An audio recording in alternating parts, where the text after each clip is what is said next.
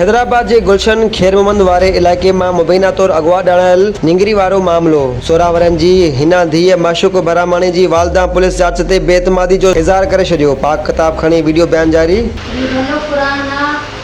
आई थी सिंध के अपील आहे मुंहिंजी छोकिरी गुम थी वई आहे। अॼु 8 ॾींहं आहे मुंहिंजी छोकिरी नथी मिले। पुलिस रिकवर नथी करे, पुलिस पंहिंजो कमु नथी करे।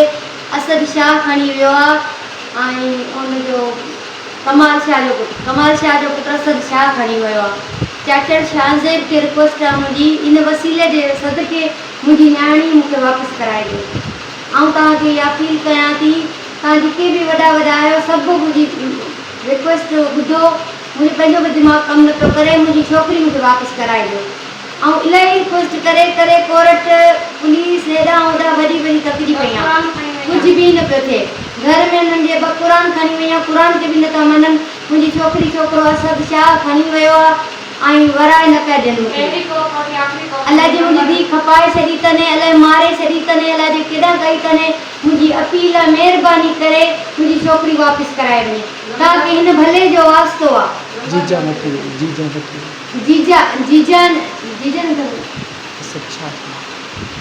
जीजा पाण मुलवस आहे, जीजा पाण छोकिरी खे खणायो आहे ऐं उनजी जीजा निका घरारी आहे कमाल शाह जी, उहा मुलवस आहे।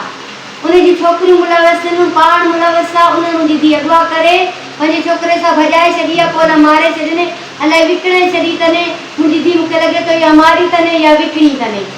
पोइ पुलिस वारो कुझु नथो करे, कुझु नथा करनि, छो त हुनजो मुड़ुसु पुलिस वारो आहे, रिटायर आहे ऐं हुनजो पुटु बि ऑन ड्यूटी मुंशी आहे। इन जे करे पुलिस नथी करे, पुलिस हुननि सां मिलियल आहे। IG सिंध खे मुंहिंजी अपील आहे, शाहज़ेब चाचड़ खे मुंहिंजी अपील आहे, सर अल्लाह जे वास्ते मुंहिंजी न्याणी वापसि करायो। तव्हांखे हिन भले जो वसीले जो वास्तो आहे, मुंहिंजी न्याणी मूंखे वापसि करायो, महिरबानी तव्हांजी वॾी। वालदा वीडियो बयान ॾींदे चयो आहे त न्याणी खे रिटायर्ड पुलिस इंस्पेक्टर कमाल शाह जो पुटु असद शाह मुबैना तौर अगवा कयो आहे। केस दाख़िल कराइण बावजूद पुलिस निगरी बाज़ाब न कराए सघी। न्याणी हिन ख़बर न आहे कहिड़ी हालत में हूंदी। SSP शाहज़ेब चाचड़ मामले जो नोटिस वठी होॾां पुलिस मूजिबि 1 जून ते हिन बसरा नमूने गुम थी। 3 जून ते केस दाख़िल करे इल्ज़ाम हेठि आयल नौजवान जी हालत खे गिरफ़्तार कयो आहे।